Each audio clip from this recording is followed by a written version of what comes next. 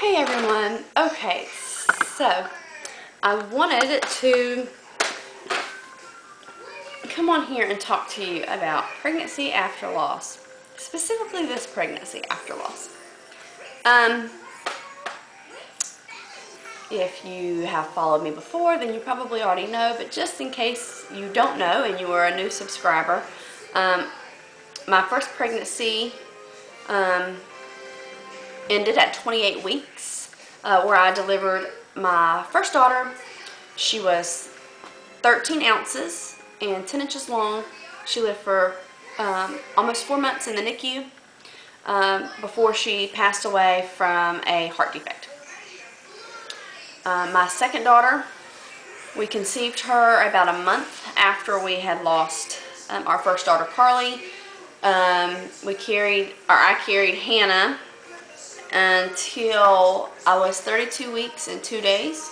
Then she was born. She was born as a stillborn, so she never took her first breath. She had passed away while I was still carrying her. We have no answers. Her autopsy came back clear. We have no answers for the reason Carly was the way she was. And like I said, if you're new and you don't know what went on in those pregnancies, I have some other videos that you may want to take a look at, and you can probably gather all the information you need there. If you need more information, just let me know and I will gladly explain it to you via a message or something. That way I don't have to go into it here. So anyhow, when we were pregnant with Hannah, I was very naive, and I just believed that history was not going to repeat itself. Now, the reason I believed history was not going to repeat itself was because I was told history was not going to repeat itself. I was naive in the fact that I allowed a doctor's assumption to kind of take over what was going on in my head. So I went through the entire pregnancy thinking that everything was going to be okay, I didn't have to worry about it, and it was never going to happen again. Unfortunately, that wasn't the case. Hannah had IUGR like Carly had, all except for Hannah didn't get to live outside of my womb at all. Not one day, not 1 second, whereas Carly did. So when I got pregnant with Noah, we were pretty worried, pretty scared, and we just didn't know what to expect. So far, we were 0 for 0, and we were pregnant for a third time. We knew that we wanted the baby to be healthy and wanted to be born alive, but we weren't promising ourselves anything. But yet my new doctor was basically promising me the moon. So I had a lot of faith in him, but I have more faith in God that he was going to get us through it. Lots of tears through those 9 months, lots of fears through those 9 months, and a Doppler is basically what got me through. I used my Doppler every single night before I went to bed with Noah. I needed to hear his heartbeat before I could go to sleep. We had lots of trips to the labor and delivery because I thought he wasn't moving enough. But those are the things that comforted me and gave me some peace of mind during that pregnancy. Now, that brings us to this pregnancy.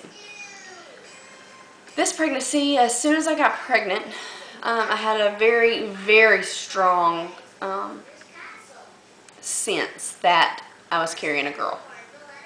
I still have a very strong sense I'm carrying a girl.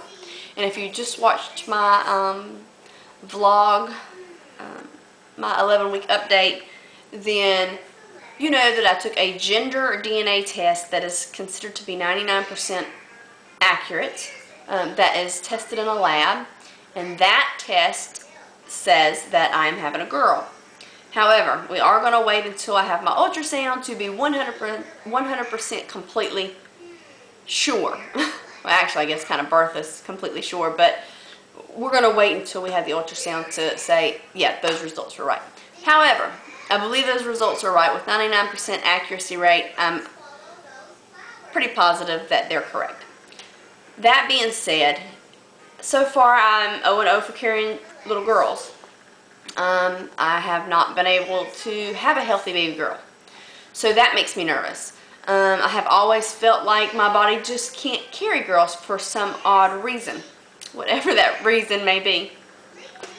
Now, when I went and had my very first ultrasound, I was 6 weeks and 3 days, and the baby was measuring 6 weeks and 2 days.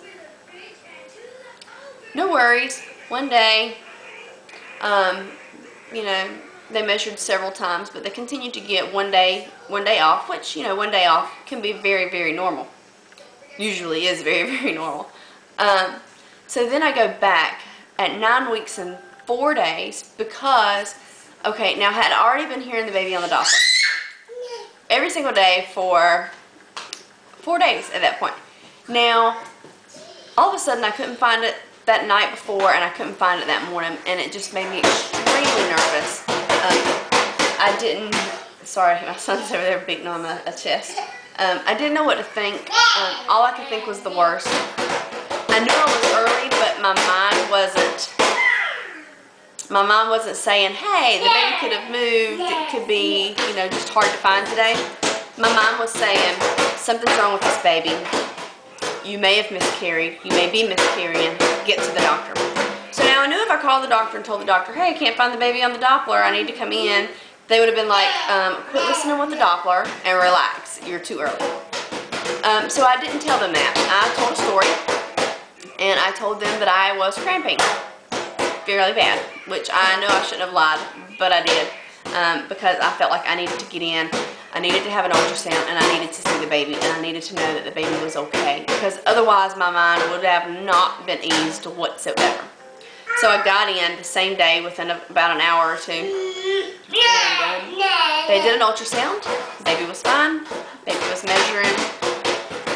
I was 9 weeks, 4 days. The baby was measuring at 9 weeks and 1 day.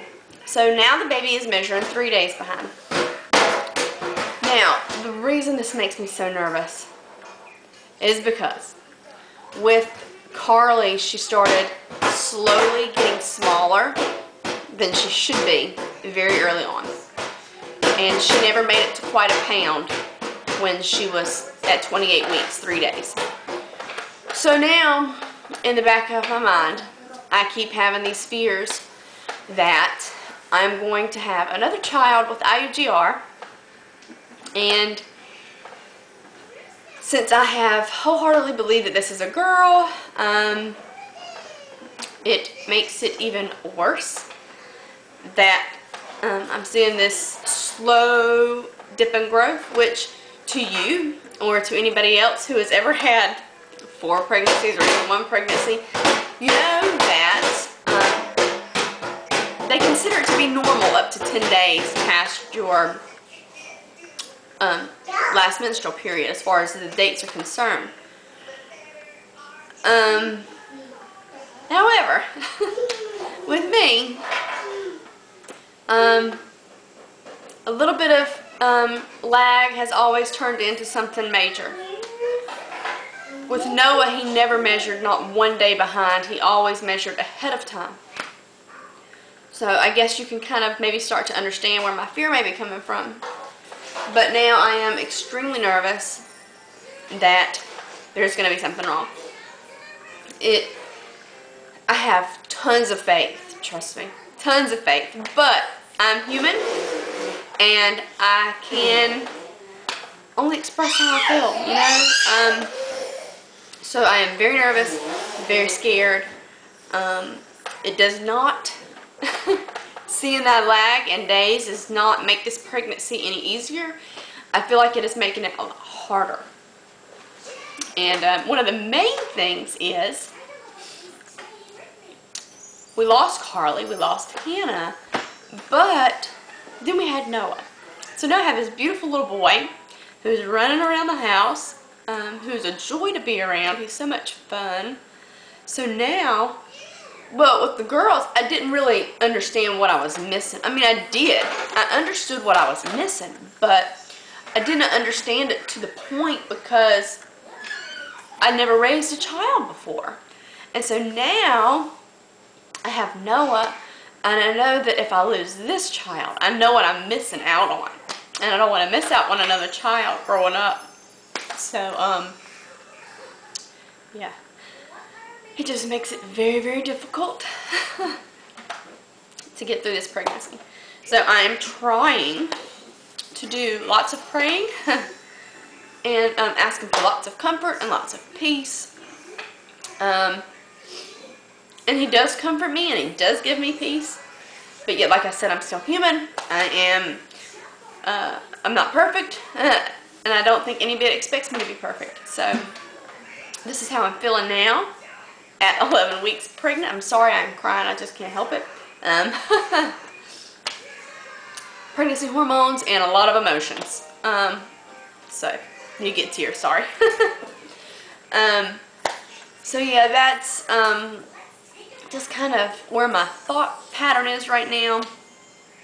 My friend gave me her Doppler to borrow, and I can hear the baby sometimes. And sometimes I can't hear the baby, which makes me extremely nervous. It is an older Doppler, but she got it from her work, and it does work. It just, it's just kind of staticky. What you want, baby? Here, let Mama help. It is staticky, and I think that's kind of what makes it a little hard to hear. You want to put it on your shirt? No. Ooh, it's stuck. Oh, now you got it.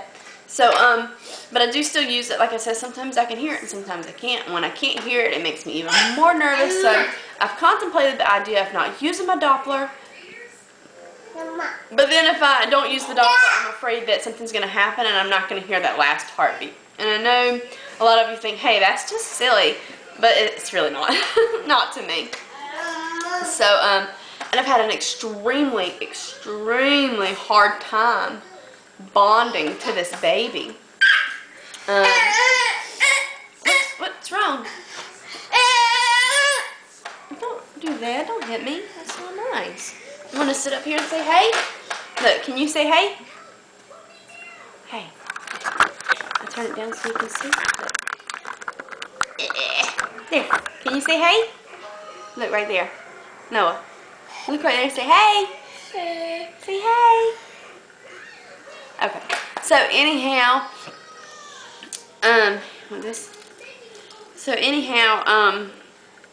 like I said, I've had a really hard time bonding to this baby that I'm carrying. And I think that's because I am afraid of being let down. So then I feel guilty for not bonding like I should be, because I bonded very easily to Carly, very easily to Hannah, and very easily to him. But I feel like that bond is just harder to come by right now. So then I heard this song on the radio that I've heard before, but I heard it today. Don't bend them up. You can look at them. That's your baby sibling. Sister for right now until you know otherwise. But I'd heard this song on the radio today. Yeah, it says, baby. This baby. Don't bend them. And we'll hold this. And so, anyways, it's called All of Me. And, he's trying to bite that line. It's called All of Me, and it just really helped me to kind of like tell myself, hey, you know what, regardless of what the outcome is, regardless of what happens, this child deserves all of my love. And I have to look past my fears and, you know, past all that and give this baby all I have to give to it. I have to love this baby just like I have no fears whatsoever. And so I think that song really helped me to kind of put that into perspective. So I'm really going to try my hardest to bond with this baby and love this baby. Obviously, I would love the baby, you know, regardless, but I'm going to try to find ways to learn to bond early with this baby. And if you've never heard the song, I'll put a link to it below, or maybe somewhere within the video for you to check it out. It is a Christian song, but it's a song that a man wrote. The artist wrote it. He it's about his life. He had a baby who was born, I think, with a heart defect, and they didn't expect it to live very long, and so he wrote the song out of his own emotions and his own feelings. So anyways, it's a very touching song, yeah. Anyhow, I think that's about all I've got to say for this pregnancy after a loss video. I don't know, I may do some more of these, just kind of depending on how I feel throughout the pregnancy, and just kind of document my feelings. Somebody had asked me if Ryan would do a video with me. I don't know if they wanted a specific video, but they didn't say. But I've thought about getting him to talk about pregnancy after loss as well, because he has some pretty strong views on pregnancy after loss. So I may see if I can get him to do that. He works long hours, and he doesn't come home till late in the evening, so getting him to do it may be a little bit of a task, but I'm definitely going to see if I can get Daddy's view on pregnancy after loss, because